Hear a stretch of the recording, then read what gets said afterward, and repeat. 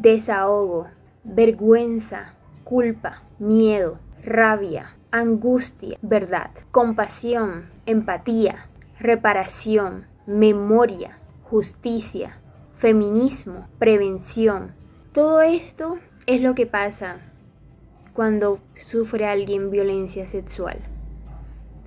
Iskra lo describe como esos espacios de sentimientos que puede llegar a sentir una persona que es abusada sexualmente. Iskra, en su historia de la niña revelada, nos describe todos estos sentimientos. Y para no irme a profundidad del caso, sino tocarlos según lo que yo sentí a la hora de estar leyendo esto, era que es tan injusto que una niña, que un niño, que sea niña o niño, tenga que pasar por esta situación, tenga que vivir todo este proceso tan demorado de superación hasta lograr entender que realmente nunca fue su culpa. Se vuelve injusto y da tanto coraje de decir, Dios mío, cómo alguien puede llegar a dañarle esa infancia a un niño y condenarlo a toda su vida, en algún momento recordar ese momento que vivió. Y lo triste de todo esto es que, claro, para que un niño logre superar todo esto tiene que pasar por un acompañamiento psicológico. Y no todos los niños tienen la oportunidad de pasar por esto. ¿Qué quiere decir esto? Que ese proceso de superación no se va a completar bien. Que hay muchísimos niños que ahora mismo estarán más grandes, serán adultos y aún recordarán ese momento y quizás aún sientan culpa porque no pudieron tener la oportunidad de pasar por un momento de liberación y de lograr aceptar, ok, esto me pasó a mí y es injusto que me haya pasado y yo no merecía esto, pero ahora comprendo que soy capaz de salir adelante y que merezco una vida feliz y que realmente nunca fue mi culpa. Este tercer aprendizaje es uno de los más complicados a la hora de hablar por lo fuerte que es este tema. Entonces, claro, no voy a entrar en el tema, no voy a contar una historia que no es mía, que siento que pues a pesar de que ya haya sido contada en un libro, me siento muy extraña al intentar narrar o explicar algo que no es mi historia.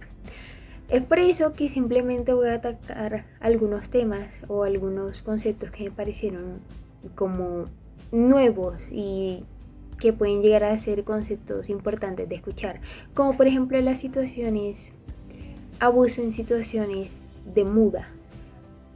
Eso hacía referencia la autora en esos abusos que son hechos a niños muy pequeños, que son abusos que la persona que los hace, lo realiza porque piensa que ese niño muy pequeño, de meses, de 1 año, 2 años, 3 años, quizás no los puede explicar, no sea capaz de comentarlos porque no los entienda. Entonces aprovecha esa situación para aprovecharse de ellos porque sabe que están mudos, que no van a hablar y que no van a lograr entender la situación. Entonces, cuando son muy pequeños, el abusador se aprovecha de ellos porque tiene la idea, ¿cuándo va a entender qué es lo que realmente está sucediendo? Por la escasa edad que puede tener una persona por ser tan pequeño o simplemente por inmadurez del niño y no comprender realmente lo que está pasando. Por siguiente, la autora nos habla de la culpa como un eje de abuso sexual. ¿Qué quiere decir esto? Que por mucho tiempo la mujer que fue abusada pensaba que quizás a ella le gustaba ser abusada, que quizás disfrutaba ese proceso. El problema es que entre más disfrute, mayor va a ser el trauma y la culpa que se va a sentir después. ¿Y de qué pasa? Que la culpa en el abuso sexual es algo que realmente abunda mucho por el simple hecho de que, claro, se juega con la cabeza de la persona. Porque si uno realmente no le está pasando mal y de alguna manera sí puede llegar a disfrutarlo por la estimulación que esté pasando en ese momento, por la excitación que puede llegar a sentir una persona en un momento, porque es algo normal, biológicamente normal, que diga, ok, pues quizás no es tan malo porque no le estoy pasando tan mal. Pero realmente lo que sucede es que en un momento esa niña va a crecer y se va a dar cuenta de lo mal que lo estaba pasando. Y ahí llega el problema de la hipersexualización de las niñas. ¿Y qué pasa? Que esa hipersexualización de las niñas es algo que vemos en todos lados. Porque la mujer se ha visto por mucho tiempo como un objeto sexual. Se suele ver en revistas, televisión, en cualquier lado, a mujeres con poca ropa, con ropa ajustada, mujeres que se intentan adecuar al estereotipo, que sea delgada, rubia, blanca, con curvas. Se ven mujeres bailando con movimientos sexuales para llamar la atención y así e incitar el deseo masculino mediante el humor, mediante los chistes.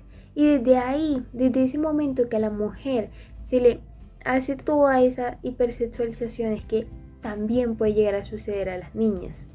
Y hay cosas tan pequeñas que puede llegar a vivir una niña abusada, como el simple hecho de sentirse incómoda, de dormir en una cama con sus dos padres, de dormir en la mitad. No me quiero imaginar todo lo que vivía esta autora para realmente sentirse mal en dormir en la mitad junto con sus padres. Y era todo esto, y la cantidad de cosas que ella hacía para evitarlo, pero no podían porque no era una familia que tenía todos los recursos en ese momento. Entonces era el silencio de mantenerme callada y tras de eso intentar evitar a toda costa que mi padre me toque. Y es que lo que más duele es ver cómo alguien tan cercano como un padre puede llegar a utilizar a su hijo como una diversión, como un objeto sexual, como algo que él mismo ayudó a crear para satisfacer sus necesidades sexuales. Este caso sobre la niña liberada permite sentirnos vulnerables, permite adentrarnos a la historia y llorar junto a ella. Mientras que ella lloraba, nosotros los lectores también teníamos esas ganas de llorar. Sentíamos el asco de ella, el dolor, el sufrimiento y las ganas de realmente gritar y ser libre. El abuso sexual, la violencia sexual, cada vez se demuestra más que no es un juego, que es tan silenciosa, en especial en un niño. En un niño es muy silenciosa. Y hay tantos factores que permiten que ésta siga adelante y que no tenga un pare, que realmente nadie diga, ok, hasta aquí. Entonces es por eso que es tan necesario hablar del tema, darle la importancia, la relevancia que tiene realmente e intentar evitar estos casos.